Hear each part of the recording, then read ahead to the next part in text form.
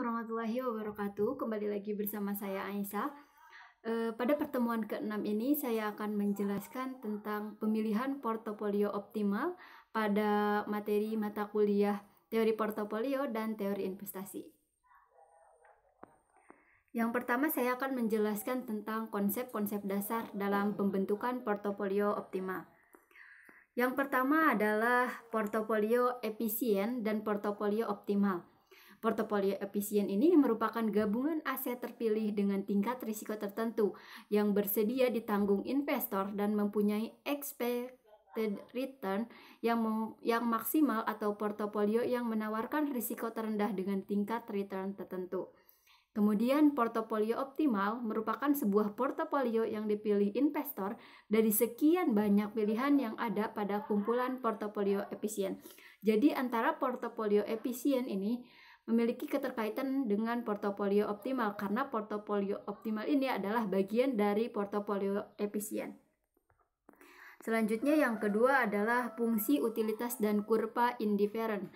Berdasarkan teori perilaku konsumen dalam pendekatan teori ekonomi makro, berdasarkan pada anggapan bahwa setiap konsumen akan berusaha memperoleh kepuasan maksimal, sehingga jika dimasukkan ke dalam suatu fungsi matematis, maka variasi portofolio efisien dan tersedia pilihan yang memiliki tingkat risiko dan expected return yang berbeda dan terangkum dalam suatu fungsi utilitas.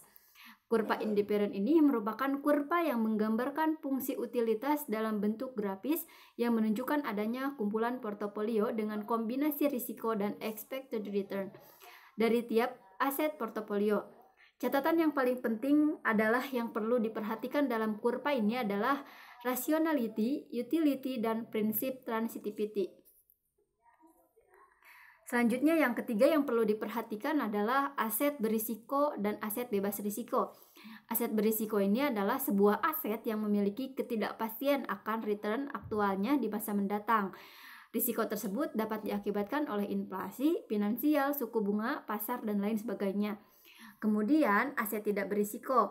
Aset tidak berisiko ini adalah aset yang memiliki kepastian akan imbalan atau hasil return aktual yang akan diterima di masa mendatang. Adapun instrumennya seperti pasar uang serta surat utang yang diterbitkan oleh pemerintah. Selanjutnya adalah referensi investor untuk membentuk portofolio optimal.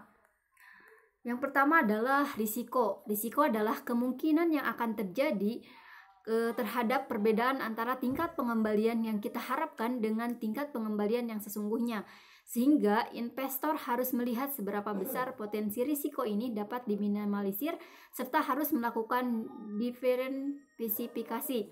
Yang selanjutnya adalah karakteristik risiko dan investor. Yang pertama adalah menjauhi risiko, yang kedua adalah netral terhadap risiko, dan yang ketiga adalah toleran terhadap risiko.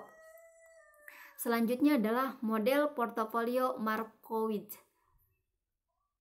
Model portofolio menurut Tandelin pada tahun 2015, portofolio dilakukan dengan dua metode, yaitu metode random dan metode Markowitz ini. Metode random merupakan metode yang sederhana, yaitu memilih secara acak tanpa memperhitungkan faktor lain untuk membentuk portofolio. Pembentukan secara acak kurang mendukung untuk mencapai hasil yang optimal, maka metode Markowitz ini dianggap dapat menurunkan risiko portofolio untuk menganalisis terbentuknya portofolio yang optimal.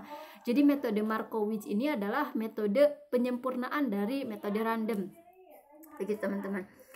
Selanjutnya ada keterbatasan dari teori Markowitz ini.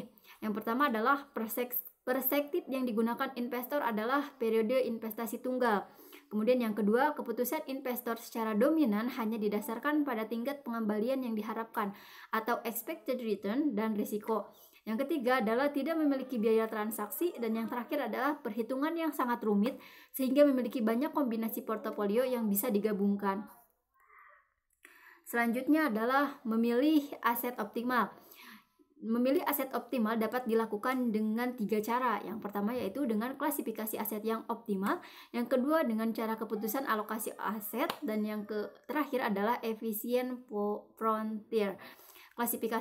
Klasifikasi aset ini dapat dilakukan dengan memilih-milih aset sesuai dengan ketentuan yang sudah diklasifikasikan, kemudian keputusan alokasi aset ini dilakukan dengan cara memutuskan aset mana yang akan dipilih dan akan dijadikan sebagai investasi. Nah, teman-teman, mungkin cukup sekian yang dapat saya sampaikan. Mohon maaf apabila ada kesalahan. Saya Aisyah pamit undur diri. Wassalamualaikum warahmatullahi wabarakatuh.